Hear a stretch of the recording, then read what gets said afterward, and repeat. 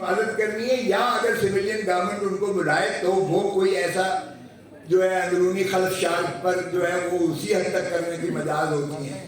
اور جو حکومت ہے، حکومت وقت، وہ اپنے دائرہ اختیار کے اندر جب متجاوز ہوتی ہے تو عدلیہ آ جاتی ہے. ہم نے بدقسمتی سے عدلیہ کو بھی جو ہے ماننے سے انکار کر دیا ہے، آئین کو بھی ماننے سے انکار کر دیا ہے، اور ہم نے ریورس کر دیا ہے، پینڈولم کو سارا کا سارا تابع کر دیا ہے اسی وردی والے. تو پھر کیا فرق پڑا بھائی؟ پھر وہی ہیٹ والا ہی ٹھیک تھا، ہیٹ والا پھر ٹھیک تھا. پھر اگر خاکی وردی والے نے ہم پر غلام مسلط ہو کر ہم پر حکمرانی کر کے ہمیں غلام بنانا ہے، تو اگر آپ نے اپنا حق کو نہیں مانگا، اگر آج آپ نے حق کو نہیں پہچانا، اگر آج آپ نے حق کے لیے لبیک کہنے والے، چاہے وہ سپریم کورٹ بار ایسوسی ایشن ہے یا کالا کوٹ ہے، اگر آپ نے ان کے پیچھے یا ان کا ہمنوا ہو کر آپ نے ایک تحریک نہیں چلانی ہے، تو پھر مقدر آپ کا غلامی ہے. پھر مت کہیے گا کہ یہ کیوں ہو رہا ہے. مجھے احساس ہے کہ آپ کے در و دیوار محفوظ نہیں ہے، آپ کی چادر اور چار دیواری کی پامالی کی جا رہی ہے. آج جو بھی ایک شخص جو ہے اسٹینڈ لیتا ہے، عدالت اس کو بار بار چھوڑتی ہے، مخلصی کرتی ہے، رہا نہیں کیا جاتا. یہ بھی دیکھا ہے ہم نے، مذاق ہو رہا ہے اس ملک کے ساتھ. ایمان مزاری کی بات کی گئی، چھوٹی سی ننھی سی بچی ہے، اس کو پھر جو ہے پکڑ کے اس کو اندر کر دیا گیا، اور بار بار بار بار احکامات عدالتی کی تجدید ہوا میں اڑایا جاتا ہے. جس طرح ہم نے دیکھا تو پرویز الہی کو جس طرح ہو رہا ہے. خان صاحب کی میں آپ کو بتاؤں، میں نے اس کو ملاقات کی اٹک جیل میں، تو مجھے سپرنٹینڈنٹ جیل کہنے لگا جی پہلی دفعہ آئے ہو. میں کہا جی تو جمعہ نہیں سے جب اسے لے بھی میں آیا تھا جو میں نے کہا اس وقت بھی ایک محبوب تھا یہاں جس کا میں کیس کر رہا تھا، اس وقت بھی میں یہاں آیا تھا.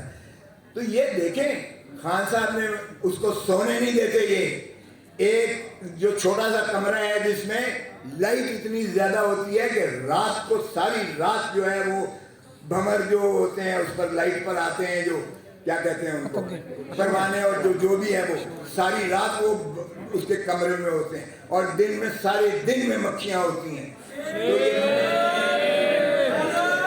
تو یہ ایک بندے کی بات نہیں ہو رہی. میں اتفاق سے چونکہ تازہ ہے تو میں مل کے آیا ہوں، تو میں اس لیے آپ کو ان کا حال بتا رہا ہوں. لیکن 2 راتیں 3 راتیں جگراتا دے کے، لیکن اس نے شکایت نہیں کی ہے، شکایت نہیں کی ہے. اور وہ سمجھوں گا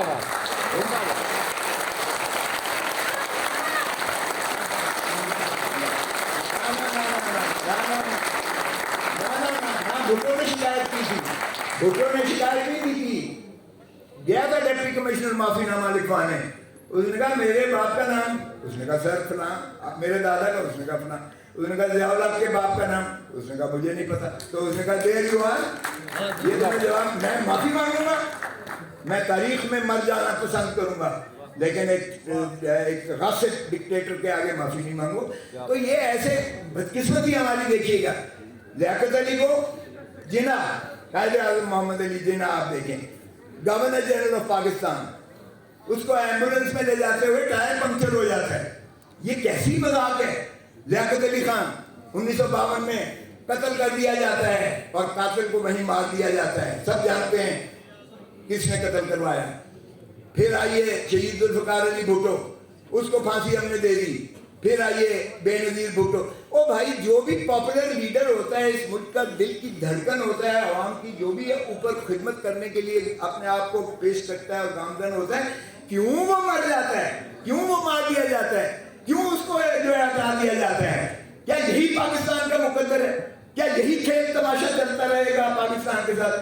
77 سال ہو گئے ہیں، 77 years. Have we tasted the flavor of independence even for a day? No. Have we seen the fundamental rights articulated in the Constitution being conferred and granted to the people of Pakistan? No. What is this joke going on with this country? We are the defenders of the Constitution of Pakistan. Yes. It was Allama Iqbal, a barrister, جس نے پاکستان کا تخیل پاکستان دیا تھا، خواب دیا تھا پاکستان کا، جس نے تکمیل کی، وہ بھی بیرسٹر. محمد علی جناح تھا فاؤنڈر آف دی نیشن، وہ بھی وکیل تھا. جس نے پاکستان کو آئین دیا شہید ذوالفقار علی بھٹو، وہ بھی بیرسٹر تھا، وہ بھی وکیل تھا. اور آج جو ہم حفاظت پاکستان کریں گے اور پاکستان کے آئین کی آج بھی ہم کالا پیغام میں ذمہ لیتے ہیں. تو اس لیے میں سمجھتا ہوں کہ آئیے ہم متحد ہو کر، آئیے ہم متفق ہو کر، آئیے ہم سپریم کورٹ کی بار کو اس کی انکریجمنٹ دیں. اور ہم خود جو ہے، جو میں نے فلیٹیز سے شروع کیا تھا، ہم بھی ایک کنونشن پورا بھرپور پشاور سے شروع کرنے والے ہیں. اور ہم انشاءاللہ پاکستان کے کونے کونے میں آپ کو سپریم کورٹ بار کے معاونت سے اور لاہور ہائی کورٹ بار ایسوسی ایشن اور دیگر بار ایسوسی ایشن کی تعاون کے ساتھ انشاءاللہ ہم چلائیں گے اور پاکستان کو ان کا حقیقی حق دیں گے. پاکستان زندہ باد.